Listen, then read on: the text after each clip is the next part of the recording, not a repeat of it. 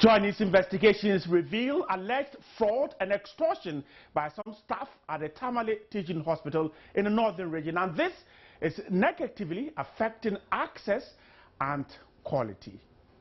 We cannot make such a blanket statement that hospital staff are stealing, they are thieves. I believe that we have a majority of the staff who would not steal. And even if they get other people stealing, they would report them. But the truth of the matter is that this is a human institution. Now, the Northern Regional Hospital is in some kind of trouble. We're told that the Northern Regional Director of the National Health Insurance Authority, Alhaji Hudu Idrisu, is also worried about the situation.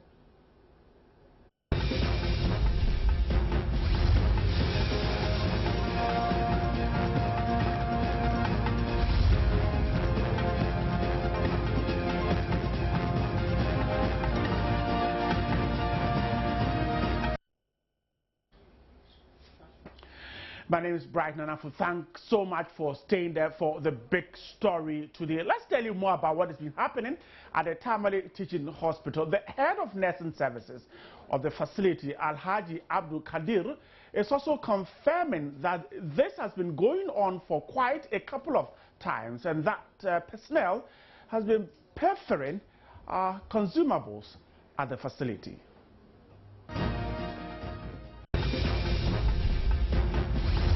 We cannot make such a blanket statement that hospital staff are stealing, they are thieves. I believe that we have a majority of the staff who would not steal.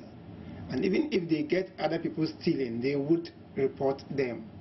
But the truth of the matter is that this is a human institution and attitudes differ from one person to another. So we cannot say that there are no people who would steal, no matter the kinds of systems that we put in place. But as we speak, we have mounted close to about 28 CCTVs around all parts of the hospital. That is in most of the wards, the theaters, and very, very important areas. That is whether they are waiting areas or they are areas that people just don't keep long, but we still would mount those things, the CCTVs. Right, and it's not the NHIA that is confirming the issue. The head of nursing services at the Tamale Teaching Hospital, Alhaji Abdul Kadir, also confirmed the issue to Joy News and said this has been happening for some time now, and he called for action to deal with the situation. We don't need to have any official complaint because it's all over the place. But there is no single sheet of paper that has come official to my notice. Not even the areas they are complaining about. But that doesn't mean that I'm saying that there are no problems there, because in every human institution there are problems. And the problems are there because we come from different angles. We could be professionals, but we definitely have our homebrew upbringing, we have our interpersonal relationship and all that. These are all things that when we are dealing with professionals, whether we like or not, they will all play a part. So all that we are saying is this, whether the report is with me or not is something I'm hearing. So I have started going into it. Now, every department of the Tamale Teaching Hospital is worried about this particular issue of fraud, extortion and stealing. A worried director of pharmacy at the facility, Nicholas Ajimani, also shared his views on the issue of stealing at the facility. They give these drugs to patients, right? They want to induce them, but patients deliver normally. And these drugs are kept by staff of the hospital, who later sell to others. Okay, normally if you want to deliver, they want to induce you to deliver. But when you're able to deliver normally, then it means that the drugs will not be used on you. Meanwhile, they would have provided it to you already. Okay, that is where the problem comes. These drugs are kept by staff because they didn't use them. They have them, and then they want to sell it to. Without the approval of the pharmacy? No, you see, the pharmacy department has supplied the drugs to the wards. You see, the doctors write prescriptions for patients to collect drugs from the pharmacy. The pharmacy has provided the drugs to the patient. It's taken to the ward. You see, the reason was that we are going to induce the patient to deliver. But for some reasons, the patient delivers normally. So the drugs are not used. Although they would have been supplied from the Right, so it is not only the hospital authorities who are complaining about what is happening there. Consumables are getting missing. The public is also worried about what is happening there because they are privy to the stealing activities of some staff of the facility. So after everything, they called me and told me that we have to pay 26 Ghana cedi. Okay. And we asked, what are we paying? They injected the baby and the mother. Okay. That's what we are paying for. Okay. So we gave them 30 Ghana cedis, and they asked us that they don't have change. That they don't have change for 4 cedi for us. No, they didn't give us a receipt, and they didn't tell us. Don't know what kind, and we didn't see.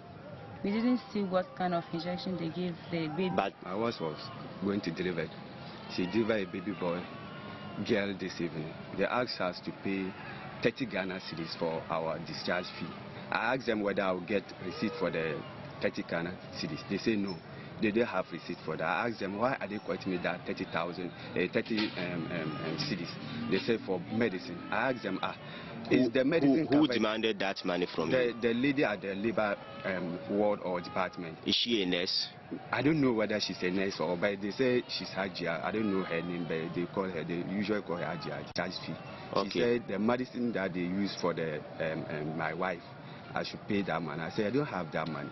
Why health insurance is not covered? They say they don't have it as stock in their pharmacies. Even if they have it, it's finished. Let me go to the phone lines. Dr. Prosper Kambong is the Acting Chief Executive Officer of the Tamale Teaching Hospital. Dr. Kambong, thanks so much for speaking to us. Good evening and good evening to your listeners. First of all, this fraud, this stealing did not start today. Well, these issues of stealing, I'm not sure what exactly, which particular incident you're talking about. But it may have been coming from the fact that there was an initial complaint by my predecessor about some staff stealing some material from the hospital. And also from the fact that some of the an important medical equipment was lost, for which there's a police investigation that is going on now. We are waiting the police to bring the investigation report. And as at the time I've taken over, significant steps have been taken to reduce staff, these complaints that staff are taking materials from the hospital premises. We have deployed over 30 CCTV cameras across the hospital.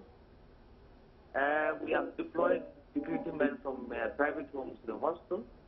There are a lot of security all across the hospital right now. And I just want to know a specific incident of stealing that anybody can bring again in the past 3 months. I've ready to take care of that. I have been listening to people talk about extortion of money. Yes, we have put notices across the whole hospital that whoever pays any money out of what is in insurance, the person should demand a government receipt for payment of that money.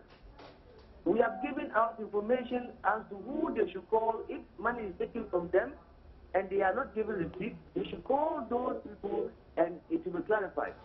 As I talk with you right now, I have a query, a disciplinary report on 2 of staff who taken such money, and we are taking serious actions against them. Yes, we are taking serious actions against those 2 people. One is a pharmacist, one is a nurse. The disciplinary report is clear, and management is taking very, very, very positive measures against these people. We have put up all notices across. There are CCTV, we have over 30 CCTV cameras across this hospital. There are security at every point of this hospital. And I want anybody to give me any incident of stealing within the hospital within these past 3 months. And I would want to hear from any person who can tell me that. Right. Dr. Kambong, has your CCTV cameras picked any member of your staff engaged in this activity? Once we have not had any incident of stealing, you cannot play back the record every day. If we have an incident that something is taken, our internal audit would play back the tapes, and then whoever is involved, the person will be apprehended. And the staff are completely aware that the CCTV cameras are monitoring every activity of our daily work in the hospital. So everybody is aware. We send memos and public information to everybody. They are aware and they know that they are being watched. Did you inherit? Secondly, all our consumables are now computerized. Whatever we procure is computerized. It is taken out from the stores. I can see that the stock level in the store will go down. From my office, we operate with the hospital administration management software. And every consumable is tracked on the computer from my office, for every person, every director's office. So we know how the consumables go. I know how much I generate every day, even every minute, every hour. I can see it on the computer. We've gone completely ICT, so we know how we are using ICT to monitor our consumption. So anything that is taken from our hospital stores, we are aware. Anything that is written within the hospital, within our ICT domain, we are able to see. Short of that, any material that is spent, our CCTV cameras will capture that. It has come to the hospital at a very great cost. And we know that it is important for us to do this for effective management. And we are doing that, and we'll continue to do that. Right. Dr. Akambo, you're confirming that since the CCTV cameras were installed, stealing has gone down. That is what you're confirming. Well, I have not received any incident of stealing since the CCTV cameras have been placed in. Right. I have been in office for 4 months now. And if there were previous incidents of stealing, they would have been attested to by my previous CEO. Did you inherit any stealing case from your predecessor? I have inherited a case of the loss of an equipment, and which the police are investigating. We are waiting the police report on that, and I don't want us to put due pressure on the police to come out with a shadow report. They are taking their time to come out with that report. The equipment that is missing is a highly technical equipment, one that we use to open brains for operation. So anybody who would be involved in stealing that machine must have the technical know-how in its use. So we are awaiting the police report, and we will take appropriate action when we get the report from the police. It was stolen when the CCTV cameras were not in place. When they were not in place. Dr. Akambo, hold the line. Let me speak to the concerned citizen, the president of the concerned citizens of Tamale, Bashiru Dadali. He is on the line right now. Now, Bashiru, you live in Tamale, and so the issue of stealing at the Tamale Teaching Hospital has come to the notice of the concerned citizens of Tamale. How worrying is it? Well, up to now, we are still worried about thievery at Tamale Teaching Hospital. Even though we are aware that TTC cameras have been installed when the acting CEO took over. But still, the question we keep on asking ourselves, some items were missing at the neurosurgical unit. Not only that, please. Cylinders were stolen from the hospital before the CCTV camera. And these people were caught on camera. That compelled the hospital authorities to dismiss them. But it was a criminal act. They were not supposed to be dismissed only. At least there should have been an investigation on this particular issue. And as we talk up to now, we still don't know the equipment that was stolen at the neurosurgical department, whether the hospital have been able to retrieve it, and whether there will be no such stealing again. Because our worry is that this is a restricted area, a theater. That particular equipment cannot be sold in the open market. Those those who can use it are limited. And somebody just go inside the theater and then remove part of the machine which is used in opening the scab. I mean, it is a worry. We petitioned the Minister of Health on this issue. As we talk up to now, we have not received any concrete information from the ministry what is happening. And as we ought to know, the general public needs to know what is happening. And that is our concern. And up to now, it's still silent. So what is the guarantee that if even such equipment are installed, those who happen to go into the theater to remove it will not go again and do it? That is our major concern about TV at Tamale Teaching Hospital. Let me speak to Dr. Campbell again. Dr. Campbell, this is one example that perhaps you've been asking for. Yes, so you can see that it is an anecdotal event that he wants to use to generalize. Right. You understand? And that is what I just told you, that the investigation is going on. And please, I don't want the circumstance that somebody uses one event and tries to generalize about the whole circumstance. It is not right. It is not good for society. But Dr. Campbell, you're not denying TV at the hospital. I am saying that if we all listen to him, and he is using one event, for which I have told you and your listeners that if we are a police report, if we are awaiting a police report to take action on that. We cannot preempt the police to bring a certain report. Well, his other concern is that they were caught on camera.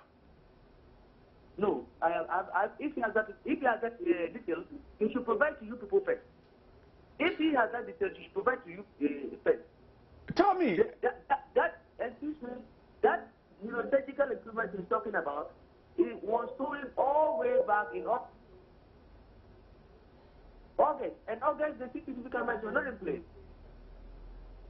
Dr. Campbell, tell me, are you under pressure from perhaps traditional authorities in Tamale or anywhere to shield certain people? No, if I am not under any pressure to shield anybody. If I have anybody today, I will punish the person. I just told you about a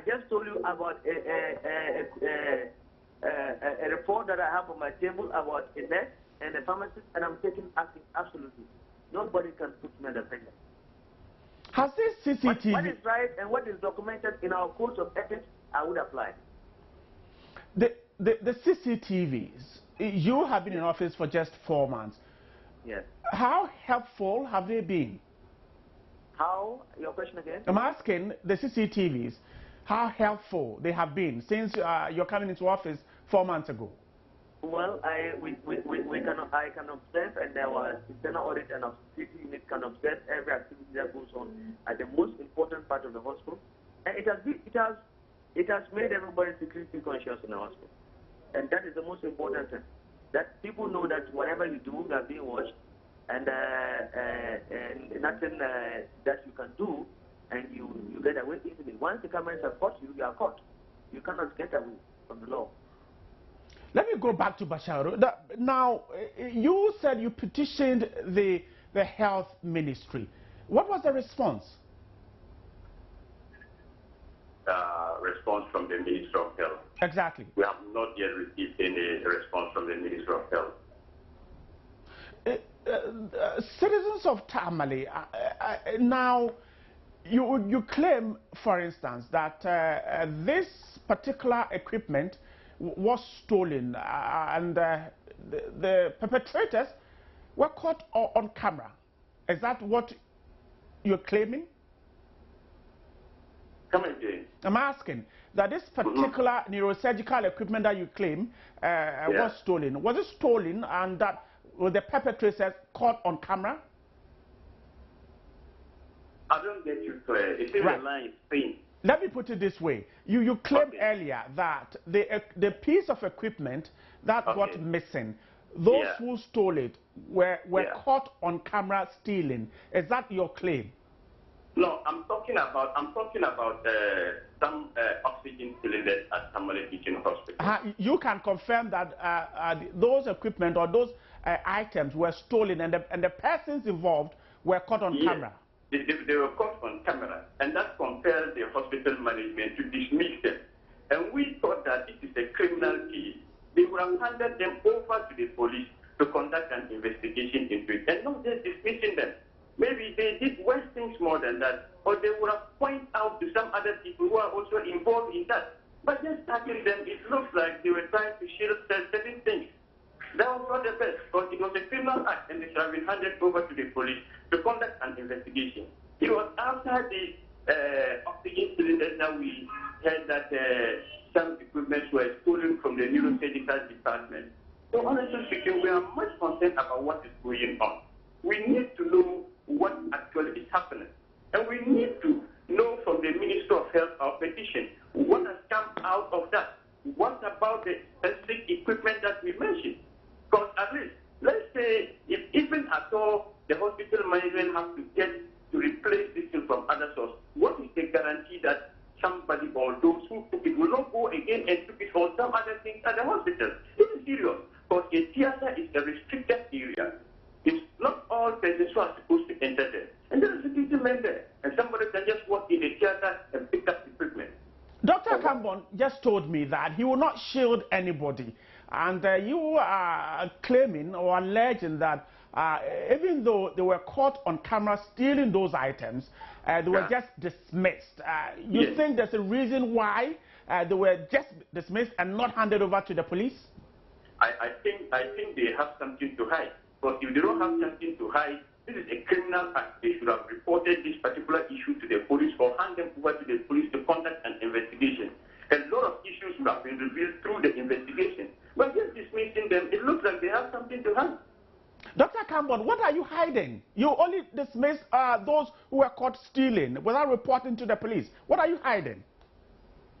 It was not during my administration that these people were dismissed. Sorry, I will not be able to talk to that. And I think that there is the one speaker on the other side is unable to distinguish a certain period, their request from a certain period and the request from me at a certain period. They have not made any formal request to me about that yet. They have not made any request to me about that yet. And the decision of my predecessor is I am not able to explain to them why the decisions were taken. And if the code of ethics says that if you are stealing, you should be dismissed, then so be it. Dr. Kambon, if the ministry, if it's a criminal act, and you are to be dismissed, that is what is within the right for him to dismiss them. My people said to dismiss the person. So I don't know what they're talking about. Dr. Kambon, they are missing two issues, and I think that you and I should understand that they are missing they are missing two different issues. Dr. Kambon, quickly, let me wrap up with you on this. Now, you have CCTV cameras. Yes. Now, if any of your members of staff is caught on a camera stealing, what is the procedure? The procedure is that it's established, the act is a stealing process, there is a criminality, and there's a misconduct. So you apply the misconduct, and the criminality aspect is then handed over to police for investigation, for prosecution, or whatever it will be.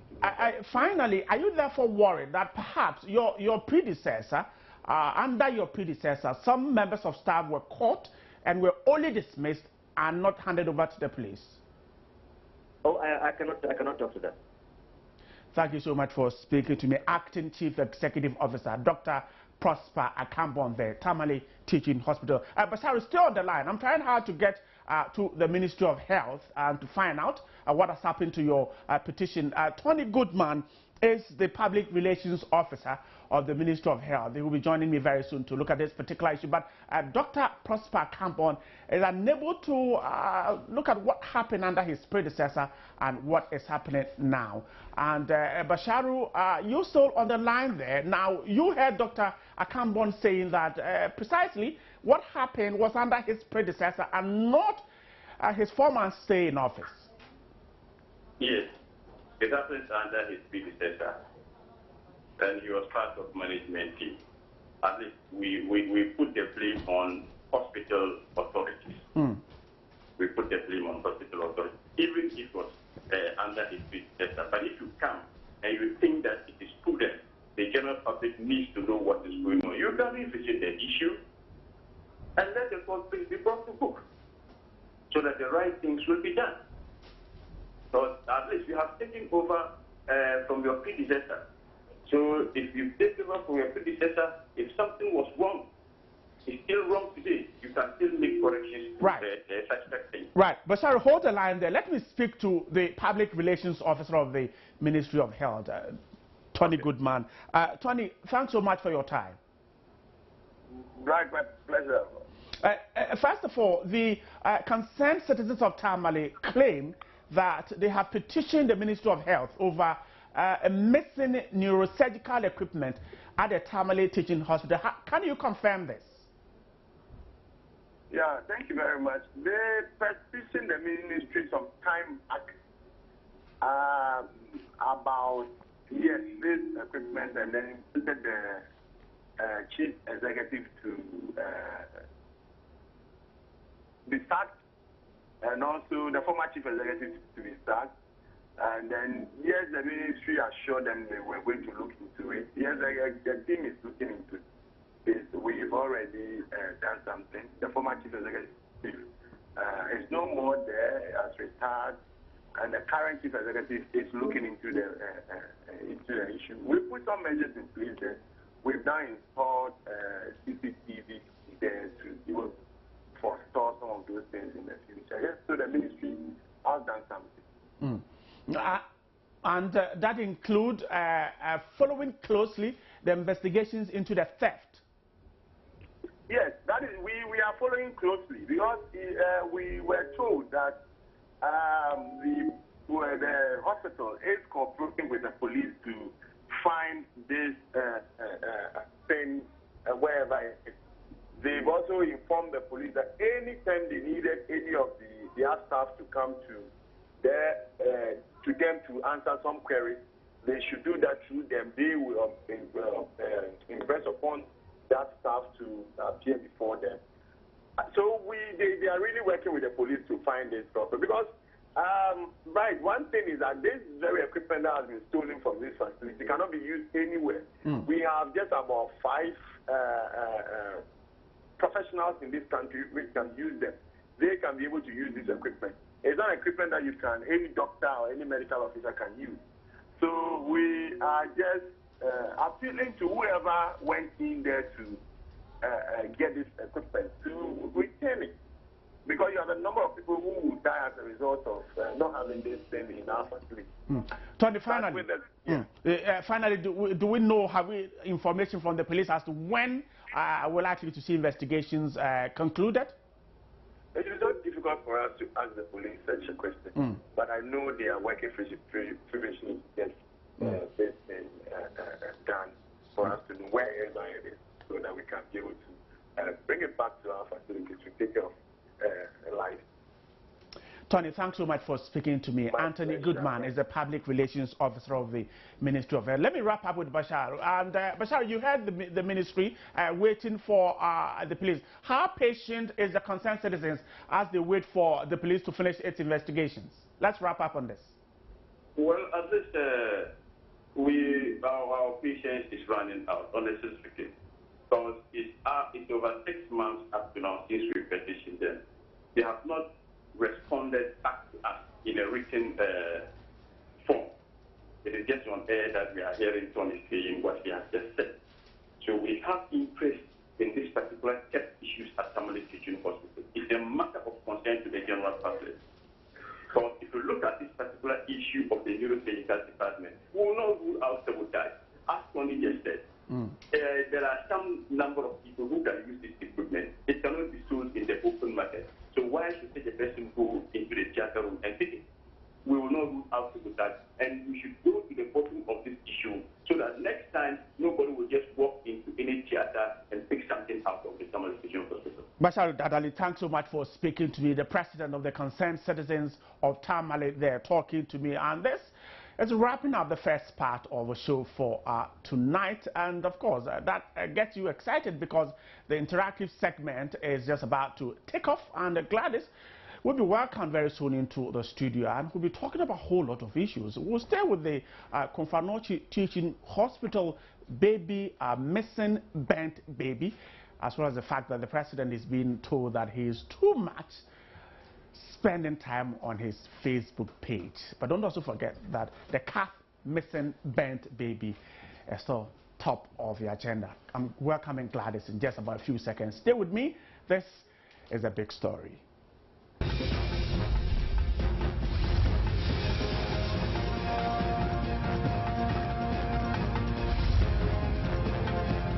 Right, welcome back. And while babies are getting missing, even after they are dead at the Komfo Teaching Hospital, if you go to the Tamale Teaching Hospital, the news is that the members of staff are engaged in stealing the facility's property. We'll talk about that as part of the interactive, but we also do some social media with the presidency. Gladys, welcome to the show. Thank you, Nana. How are you doing? I'm well. It's a Monday over the weekend, Valentine, and you're back. And all that, yes. Welcome, Gladys. Thank you. You want us to recap what happened on Valentine's night? No, not yet. We'll talk about that later. Welcome to the show, Thank Gladys. you, Nana. So, time to get interactive with you.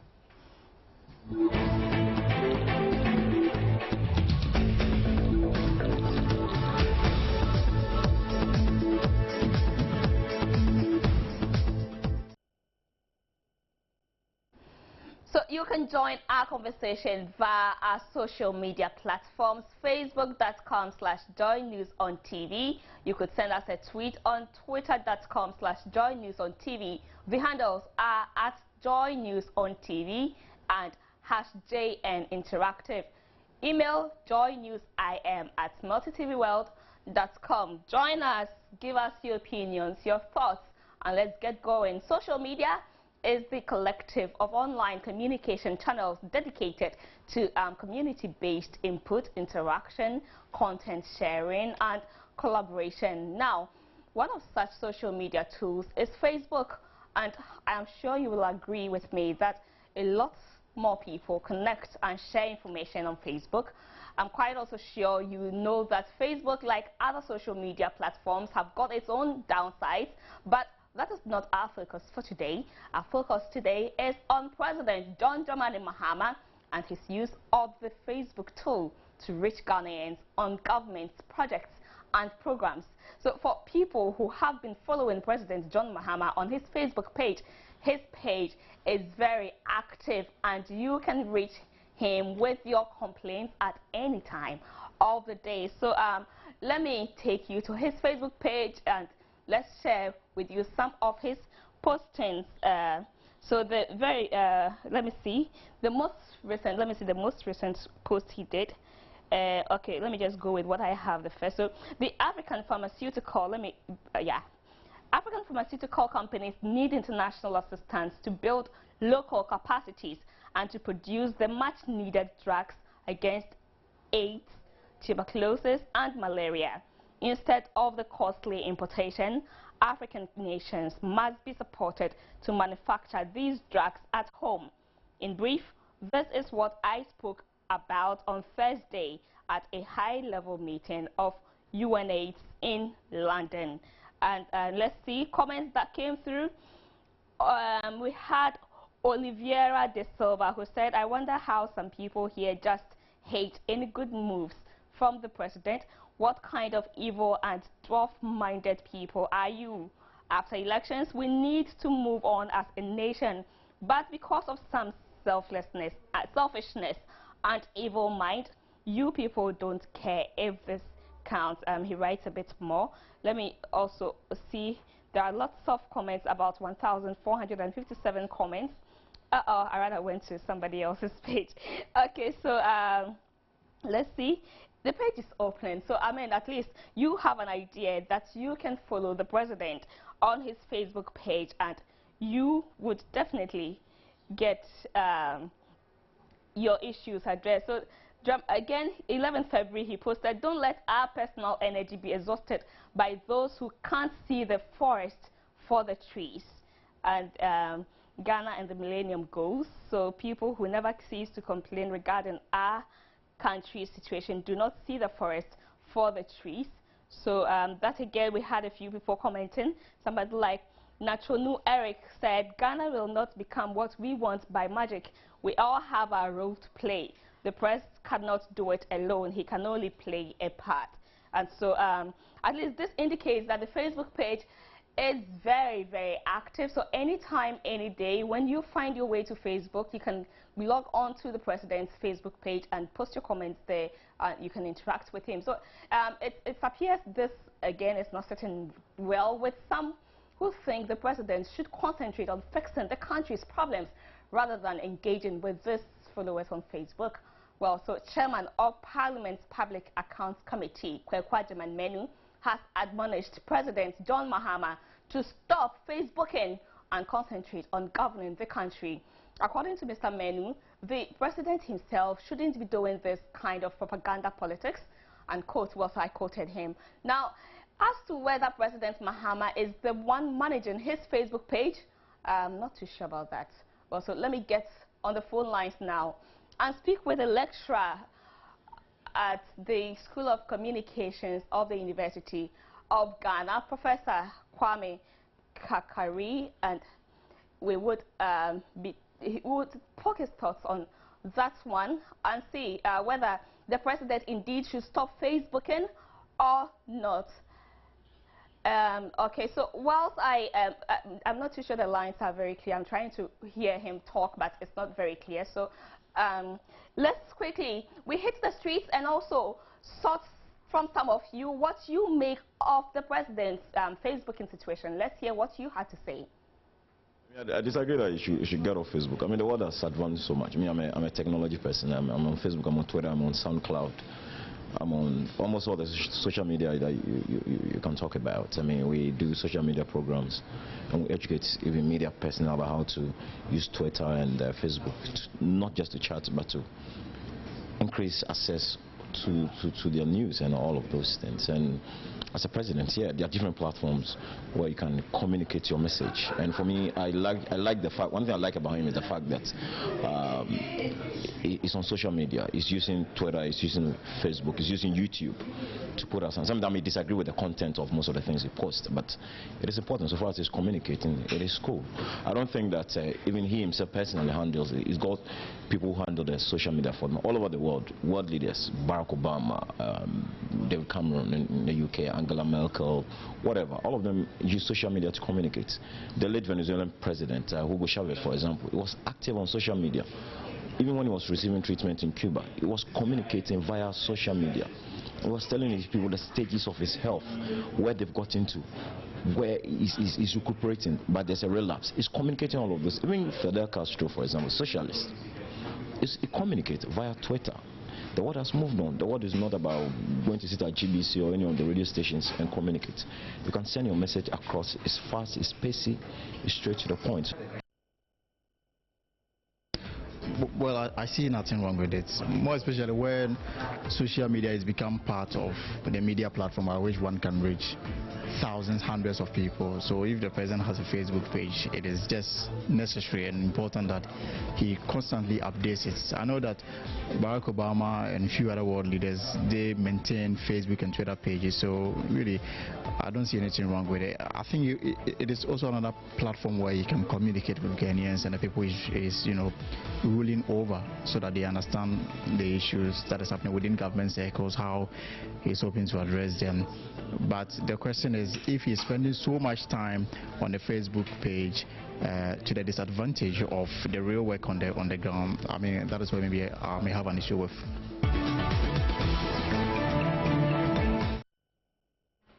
Those are some opinions as to whether the president should be on Facebook or not. Well, I have been joined via telephone Professor Kakari, who is a lecturer at the Communications of the University of Ghana. Professor Kakari, thank you for your time. You're welcome. Are you involved with social media? Not very much. Not very much. So, in other words, you are not very conversant with Facebook. It's not conversant. I'm not involved very much. Why? I have too much to do to attend to those other platforms. I get what I want to communicate down on other platforms. the internet, and the mobile phone, but I'm not on those platforms often because I don't have time to spend on every platform that the technology generates. But do you make time to follow President Mahamad's posts on Facebook? No, I've never done that. I see. So as a communication person, do you think that his presence on Facebook is a distraction for him as a president of the country? Well, it depends. I'll be very surprised if the president has time to spend on any of these platforms, Facebook, Twitter, and what have you, around the clock. As now that he has formally appointed a presidential communicator, I think that most of that kind of thing are likely to be undertaken by that official. I'm not sure that I'll be very surprised if the president has time to just deal with Facebook, Twitter, and all of that as and when communication appears on them. I'm not too sure that he personally is engaged in that. I'll be very surprised if he has time to do that. I see. So can our depreciation cedi and our falling economy in general be blamed on his active Facebook interactions? What kind of simplistic inference is that? This larger issue, because of course if the president is spending all his time on Facebook, on Twitter, WhatsApp, on all of these, that could be a serious matter for government and society to look at. But I'm not sure that is what is happening. You know, the economic and all those other problems, larger problems, are not because the man is on Twitter or not. They are issues of certain fundamental causes and so on. They are larger problems. I don't think we should blame them on him using the Twitter or the Facebook. He may get on these platforms as and when. In any case, I would be surprised if as president of the modern day Ghana, he doesn't have the capacity to use these facilities. But again, as I said, he may have the capacity to use them, the technique of using them, but I don't believe that he is spending even a quarter of his time on those platforms. That would be quite serious. But do you think it's the best way to reach out to the public via Facebook and other social media platforms? Certainly, anybody in any serious public office, like the president's office, must have various platforms of reaching so many segments of the society. Certainly, the president's office must be on Facebook, get on Twitter, and so on, as well as on other internet platforms, to be able to communicate with so many different constituencies and, you know, the larger society. There's nothing wrong with that. These are modern instruments that we must use and use effectively. But the president has people who are employed and are being paid by the taxpayer to do this kind of work for him. So yes, the president's office must have these platforms, but the people employed there must do that kind of thing. The only risk is that whilst these officials are responding to or communicating on these platforms, because they are so rapid and around the clock, there is no way they can clear everything with the president. So I would assume that if they are using these platforms, they should be using them for very mundane issues and not very intricate questions and things that have not been passed by cabinet, for instance, you see. So there is a certain risk, but I don't think the risk is very, very much if there are clear guidelines as to how these officials must use those platforms in the name of the president. For instance, there's a comment on his Facebook page that is coming from one Alexander Nidosu, who says, "Oh, so now we citizens of Ghana have to watch a video before we can see the commitment of our president to our economy. Have you practically heard about the exchange rate, Mr. President? Cheer, the PR is okay. Why? Wake up."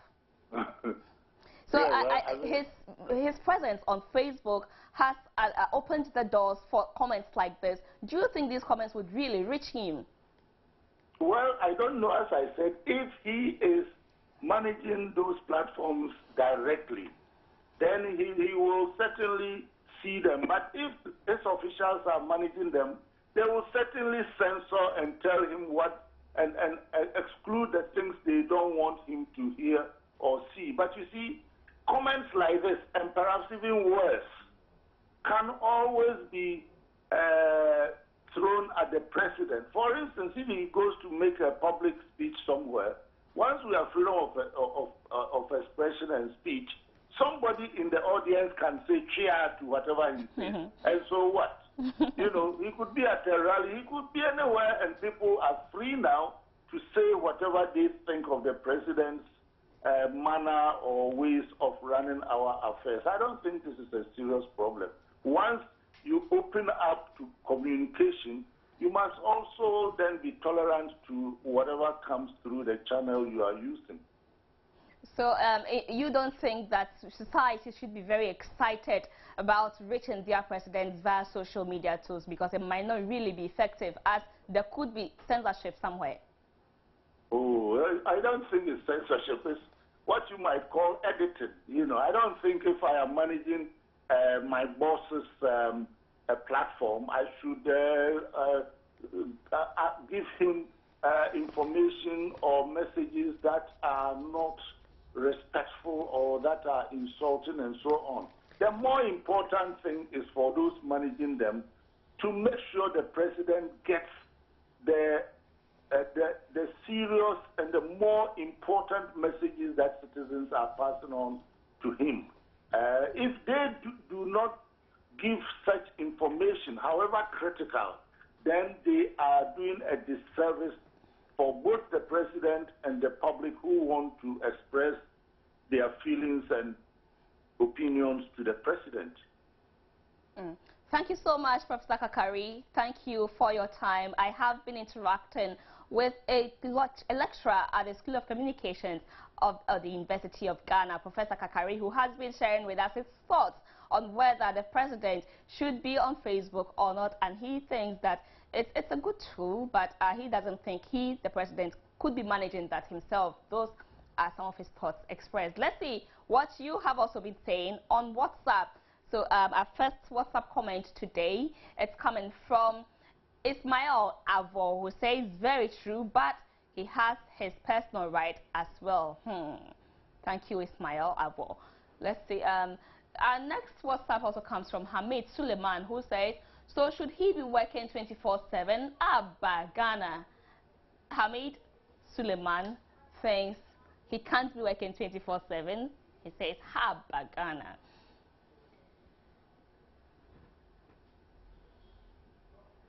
Citizen Nana Kwame Mensah says, yes, he can, but he should be mindful of what he puts out there.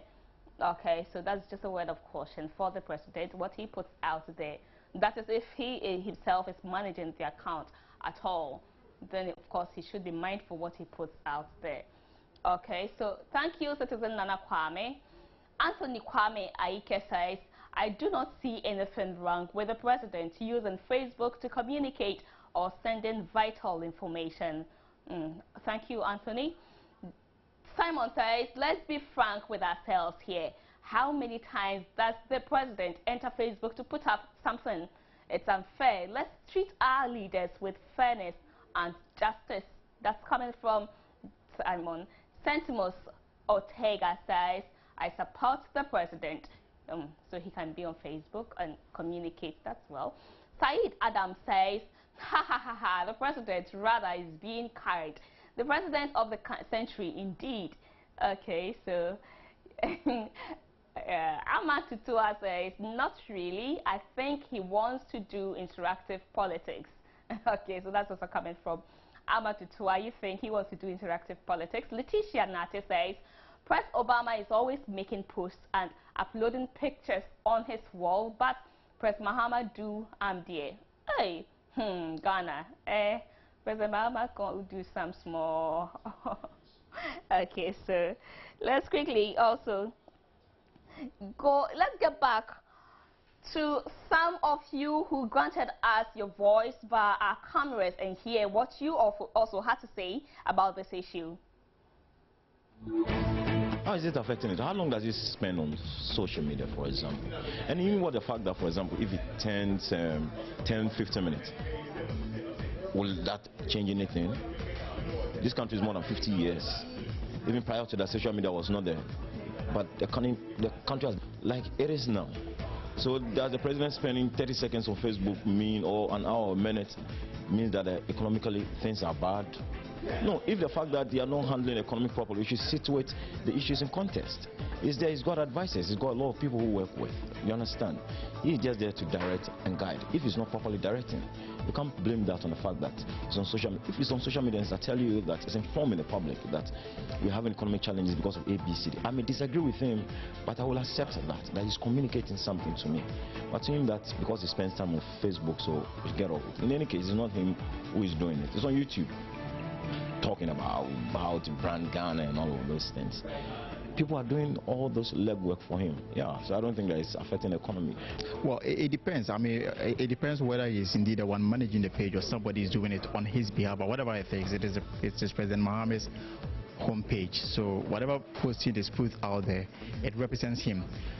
So if on a daily basis the page is updated, one will be tempted to believe that maybe he's spending so much time on Facebook. But I think that if it is a platform where he's able to communicate his ideas, how he is strategizing to address the many challenges facing the country, I think it is also another way he's communicating to people. So for me, it is good. I mean, we get to understand what is going on. It doesn't have to come through the traditional media. But I think the issue is that people want to see things addressed, things being done on the ground. That is the most important thing. Those were some of you expressing your thoughts whether his time on Facebook could be distracting him from his duties as president. Well, we asked you actually to share your views and thoughts with us on Facebook. So if you have just joined us, for the benefit of you, let me quickly run you through the issue on hand. President Mahama keeps an active official Facebook page on which he puts out information about his administration. He has about 322, in fact, over 322,000 followers on that page. And we have the Public Accounts Committee Chairman of Parliament who has admonished him to stop Facebooking and concentrate on governing the economy. And you have been sharing your thoughts with us. TJ Kotoba says, yes, because he has a spokesperson who is paid to do that. Ghana's economy is falling apart, and this is no joke. So, let's say Nana Jamina Abuaje says, why can't the president also have a social media life? It's about time some people stop playing politics with the affairs of a person's own private life.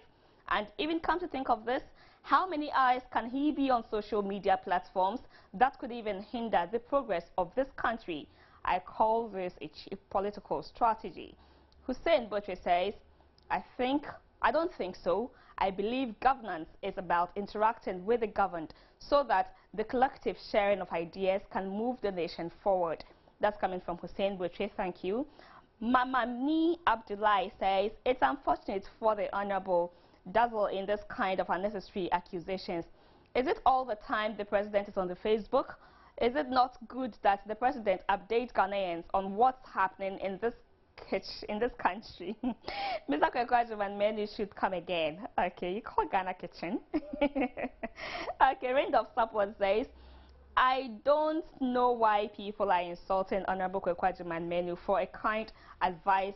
The president has hired 3 information ministers 1 for Facebook, 1 for propaganda, 1 for TV and radio, plus communication ministers and over 600 staff at his presidency. Why can't he focus on how to reduce spending on these unnecessary jobs? And if he wants to use Facebook, he should sack some information ministers and do his PR himself. Bright Lumo says some criticisms are obviously mischievous. Ordinary Ghanaians who cannot break through the protocols to reach the president can do so now using Facebook. So those were some of your Facebook comments. Let's quickly look at our other issue for this evening. Well, it appears this issue on the missing baby at the Komfo Teaching Hospital will not end anytime soon. Joy News has been following the issue and we have an update for you. Well, so Joy News' investigation indicates a staff from the Komfo Teaching Hospital has met the family of Suwaiba Abdul Mumen on Saturday to make some negotiations on her lost-bench newly born baby at the hospital. The meeting, which lasted close to 30 minutes, could not convince the family to let the matter go, as they insisted the hospital must produce the baby or the body of the baby if it truly died. The worker is said to have given different explanation of the incident. According to the worker, the hospital told him the 36-year-old woman knew the baby was dead, but the family insisted Suwaiba never saw the body of the baby, even after asking persistently. Suwaiba said the nurses at one point disclosed the weight of the baby as 4.2 kilograms to the mother and wondered if that was necessary if the baby was truly dead.